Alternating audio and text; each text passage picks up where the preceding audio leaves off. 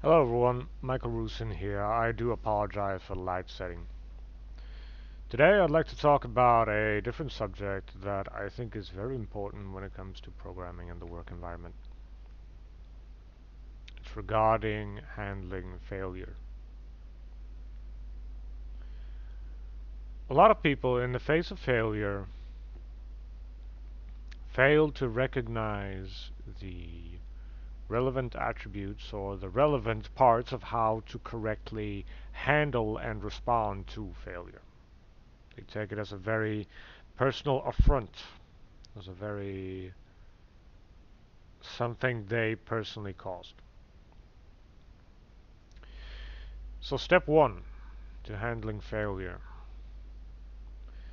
Most important step of handling failure is depersonalization. Whereas you should never fail to take a experience from failure, as in gaining a wisdom from failing. Equally so, you should not internalize it and assign it as a part of your character. You failing a piece of code does not mean you're a bad programmer.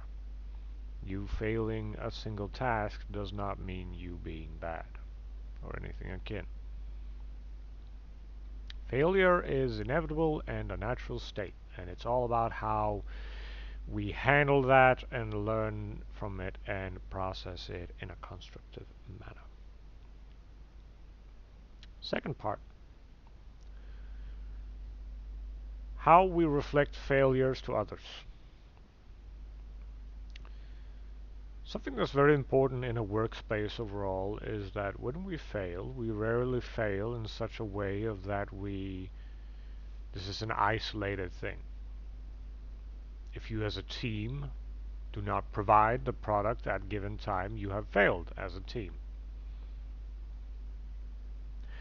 Now maybe there is a reality of a structure of who's the most responsible and what made the failing factors, but overall and as a team, you can succeed and fail as a team, and you can succeed and fail as an individual.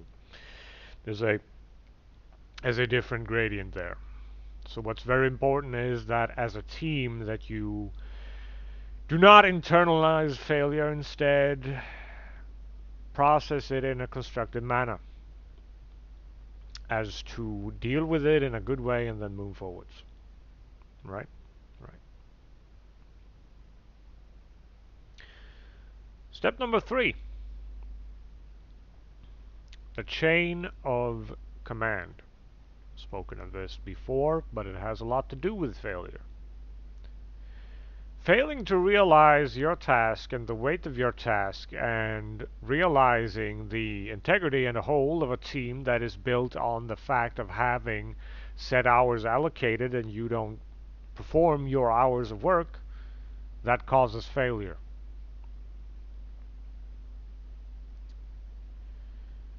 Now, again, this plays back to step 1. How do we constructively follow up from failure? How do we process it? How do we gain wisdom from it, knowledge from it, and turn it all to become a positive experience, a constructive experience, a learning experience? Number 4, documenting failure. When we see failure as being an obvious state of being, it is the most important to write down. Why? So that you know why it happened, and how you can prevent it from happening again. And again, failure does not equate to the state of attempting to assign blame to people. Failure is the state of where we should realize our shortcomings and perhaps even evaluate them as things that we could be better at. Not expressing them as failure or not being able to do, but rather as a chance to improve. Number 5, leadership. In times of failure, leadership is amongst the most chief of attributes. Leadership can single-handedly determine how well a success or a failure is taken. Assume that your team has performed a major task and everyone is really happy. A asshole leader will be able to dampen that by virtue of just that, being an asshole, or barraging more work onto people, or failing to respect people and integrity and honor, and honoring that integrity rather.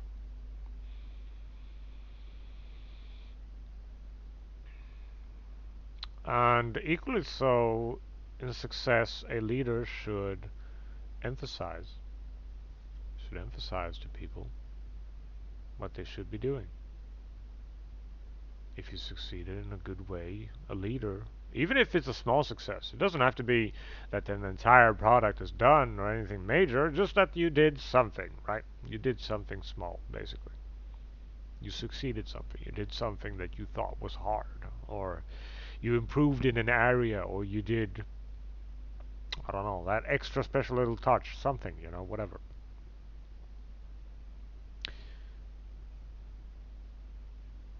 Handling success in that manner is very important as well.